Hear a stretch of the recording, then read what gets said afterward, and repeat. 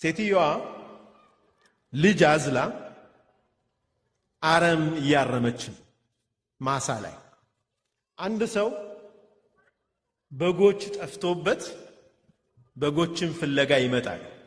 ሲመጣ ይችን ሴትዮ ያገኛታል። እህቴ በዚህ አካባቢ በጎች አልፈዋል ወይ ብሎ ይጠይቃል።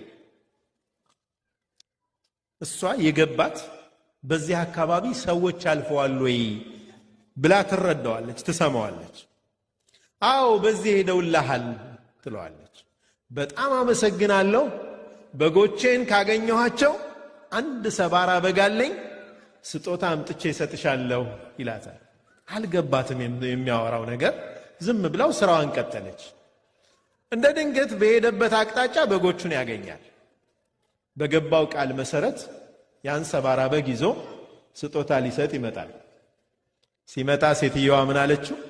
ይህንን በግ የሰበረልህን ፈልግ፣ እኔ እስከነመፈጠሩም አይቸው የማላቀውን በግ እንዴት ሰበርሽ ክፈይ ትለኛለህ ትለዋለች። ኧረ አይደለም፣ እንዲህ ማለት አይደለም፣ እንዴት ክፈይ ትለኛለህ? ከፍተኛ ጸብ ይነሳና ዳኛ ፊት ይቀርባል። ጠይብ ዳኛው የሁለቱንም ጉዳይ አደመጠ። ምንድነው አለ? እኔ አረም እያረምኩ ነበር ይህንን ሕፃን ልጅ አዝዬ፣ ይህ ሰውዬ መጣ፣ ሰዎች በዚህ አልፈዋል ወይ ብሎ ጠየቀኝ። አዎ በዚህ ሄደውልሃል አልኩት። ትንሽ ቆይቶ የተሰበረ በግ አመጣና አንቺ ነሽ የሰበርሽ ካልከፈልሽ አለኝ አለች እሷ ለዳኛው ስታስረዳ። እሱ ደግሞ ማስረዳት ቀጠለ።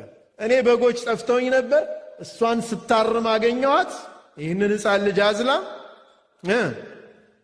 በጎች በዚህ አካባቢ አይተሻሉ ያልኳት፣ አዎ በዚህ ሄደውልሃል አለችኝ። ካገኘኋቸው የደስደስ አንድ ሰባራ በግ አለኝ፣ እሱን እሰጥሻለሁ አልኳት። በኋላ በቃሌ መሰረት ሳመጣላት ጸብ ተነሳ። ዳኛው የሁለቱን ሰማና ምን አለ? ልጁን ስመለከተው ያንተን ልጅ ይመስላል አለ። ስለዚህ የኔ ልጅ አይደለም ብለህ መካድ አትችልም ማለት። የወር ቀለብ ይህን ያክል ወስኛለሁ።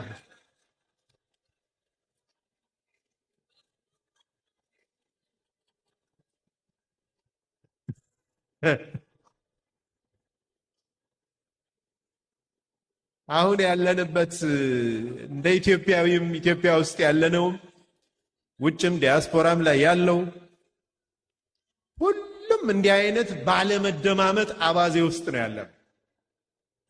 ሁላችንም የየራሳችን ስቶሪ ፈጥረን ላለመግባባት የተግባባንበት ጊዜ ላይ ነው ያለው። ላለመስማማት ተስማምተናል። ይህ ቁጭ ብሎ የመደማመጥ ከልቸርን በማዳበር ለሐሳብ ልዩነት ልብን ሰፋ በማድረግ በሌሎች ጫማ ቆሞ በማሰብ ይህንን ባህል በማምጣት ነው ልንፈታው የምንችለው።